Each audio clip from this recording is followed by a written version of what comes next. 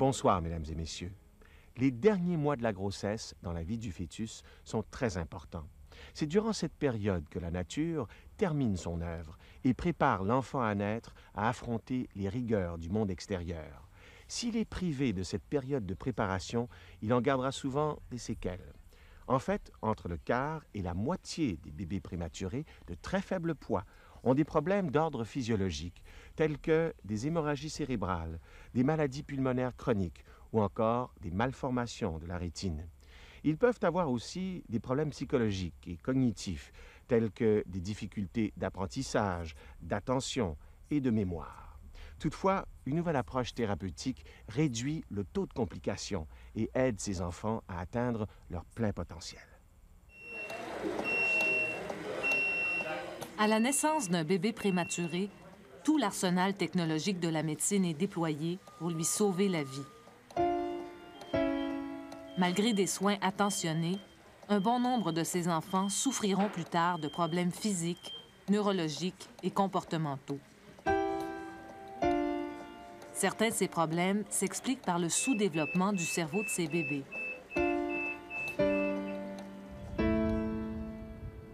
Au Massachusetts General Hospital, à Boston, on implante une approche qui favorise le développement du cerveau de ces bébés. Le chef de l'unité néonatale des soins intensifs, le Dr Mark Ogino, consulte la psychologue Heidelise Hals. C'est elle qui a mis au point cette approche il y a une vingtaine d'années. Le cerveau est très immature. On a donc longtemps cru qu'il n'y avait pas assez de matière cérébrale pour traiter l'information. Mais en observant le comportement des nouveau-nés, il semblait plutôt que c'était le contraire. Chaque petite chose, le robinet qui coule, le couvercle de la poubelle qui se ferme, la voix, les sonneries d'alarme, tout faisait réagir excessivement le bébé. L'approche de Heidelise Hals comporte deux volets. Tout d'abord, on essaie de recréer les conditions qui prévalent avant la naissance, car l'environnement influence le développement du cerveau. Ici, elle explique à l'infirmière comment disposer un coussin autour du bébé. Ainsi, il se sent contenu, un peu comme si son corps était encore en contact avec la paroi de l'utérus. Déjà, l'unité est aménagée pour réduire l'excès de stimulation. Tout le monde parle à voix basse. Chaque élément d'éclairage est ajustable. On expose les bébés au minimum de lumière. Malgré ses efforts, cet endroit ne ressemble en rien à l'utérus. Dès sa naissance, le bébé interagit avec ce nouvel environnement. C'est là qu'intervient le deuxième volet de l'approche. Depuis 20 ans, Heidelise Hals a constaté que certains des gestes et des attitudes des prématurés sont systématiquement associés à des besoins particuliers. Elle semble écouter très attentivement quelqu'un qui parle. Maintenant, elle tourne les yeux vers l'endroit d'où elle pense que le son provient. Et voilà que son infirmière la prend. Elle fronce le visage. Elle sort la main et elle se met à pleurer. Elle essaie de se calmer en ramenant ses mains vers sa bouche, mais l'infirmière place une serviette sous son menton.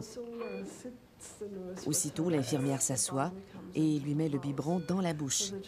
Les transitions ont été trop rapides et elle ferme les yeux. En moins d'une minute, ce bébé est passé d'un état d'attente et d'éveil à un état où elle se ferme à ce qui se passe autour d'elle.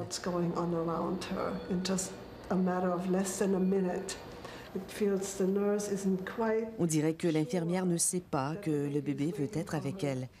Alors elle exécute sa tâche, c'est-à-dire nourrir le bébé. Même les bébés les plus fragiles peuvent communiquer leurs besoins. Ce petit garçon est né 17 semaines avant terme. Il pesait 640 grammes. À ce stade, les chances de survie sont de 10 à 35 %. La moitié de ces survivants ont un handicap sérieux.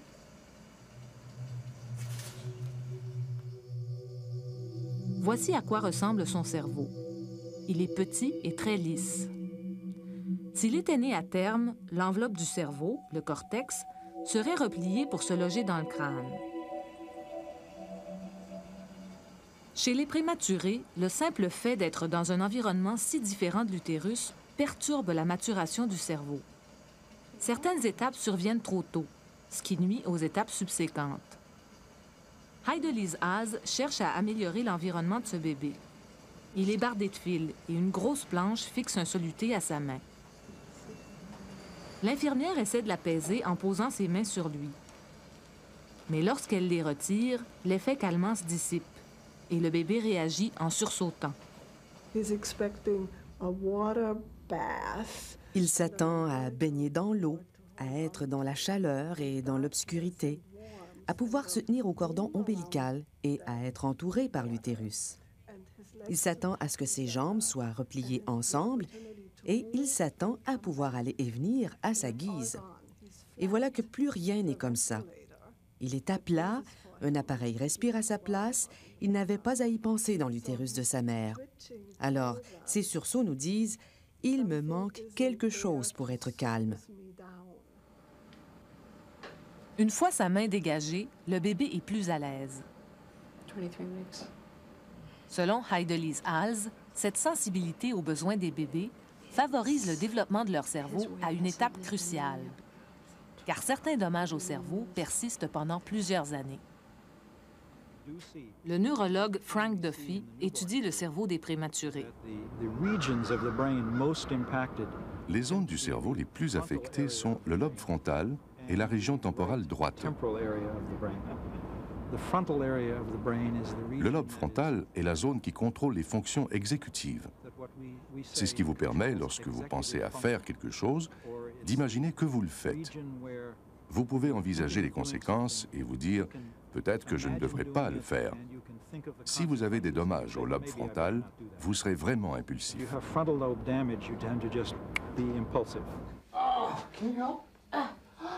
À 2 ans et demi, Nico Zigman présente les signes caractéristiques de ces dommages au lobe frontal. Ses parents ont appris à bien connaître ces difficultés. Il a un problème d'intégration sensorielle, un problème à traiter tous les stimuli qui l'entourent. N'importe quel enfant de 2 ans et demi peut courir dans tous les sens. Ce n'est pas rare pour un enfant de cet âge-là. Mais lui, il le fait encore plus parce qu'il n'arrive pas à traiter toutes les informations. Je présume que c'est une séquelle du sous-développement de son système nerveux à la naissance. La vie de Nico a été particulièrement difficile au début. Il est né 12 semaines avant terme et il avait un retard de croissance important, ce qui a pu nuire au développement de son cerveau. Ses poumons étaient si peu développés qu'il a passé plus de 2 mois sous respirateur. Nico et sa famille sont suivis par l'équipe de Heidelise Haas depuis la naissance. Je me souviens la première chose que j'ai apprise sur la façon de le toucher. Ça devait être le lendemain de sa naissance. Je pense que je caressais sa tête. Je me souviens qu'une des infirmières est venue et m'a dit « Vous savez ce que vous devez faire? » Toujours dans l'idée d'imiter l'utérus, c'est tout simplement de l'entourer comme ceci. C'est vraiment ce dont il a besoin. Des tout petits trucs comme celui-là ont vraiment été très utiles. Avec cette approche, les bébés vont mieux. Ils passent moins de temps sur respirateur. Ils ont moins besoin d'oxygène et ils boivent mieux. Ils ont aussi moins de complications, en particulier les hémorragies cérébrales.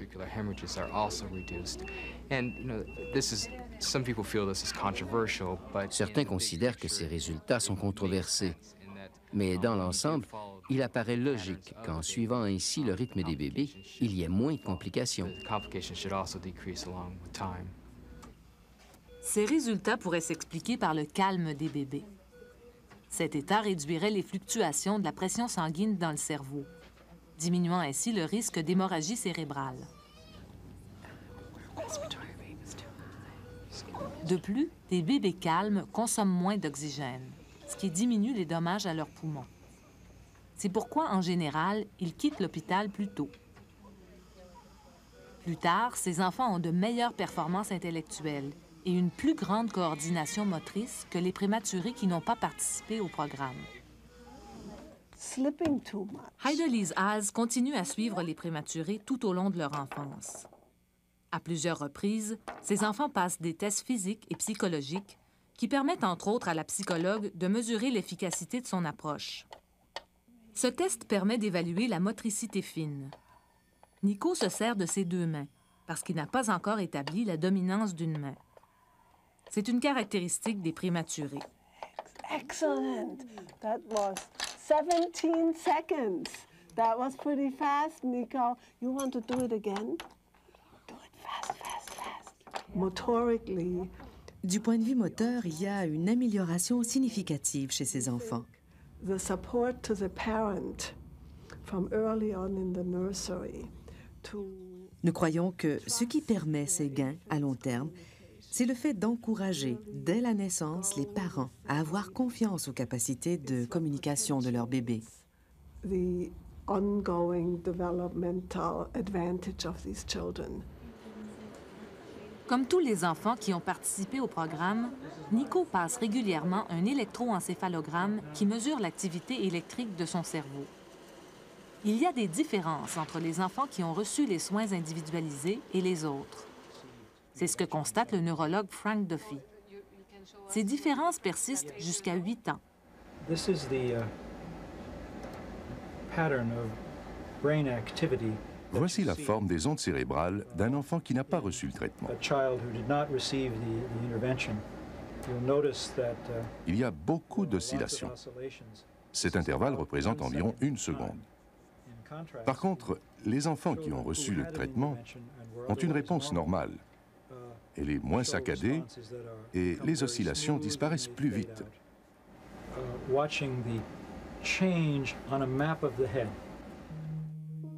Voici une représentation graphique de l'activité cérébrale de ces enfants. À droite, celui qui n'a pas reçu de traitement. À gauche, celui qui a été traité. Leurs réactions à un stimulus sont très différentes. Même à l'adolescence, les prématurés continuent à sentir les bienfaits de cette approche. Charles et Angel Banks sont tous les deux nés prématurément. Angel pesait 900 grammes. Charles, moins d'1,5 kg. Mais Angel a été suivi par Heidelise Hals et par les spécialistes de son équipe. Leur mère voit une énorme différence entre les deux. Nous lui avons fait suivre des cours de danse pour améliorer sa coordination motrice, mais il trébuchait constamment. Il n'y a jamais eu de thérapie pour lui. Personne ne nous a dit qu'il en avait besoin ou qu'il y avait droit parce qu'il était prématuré. Nous n'avons eu aucune aide. Angel, elle, danse depuis qu'elle a 2 ans. Elle a gagné 2 compétitions d'athlétisme locales.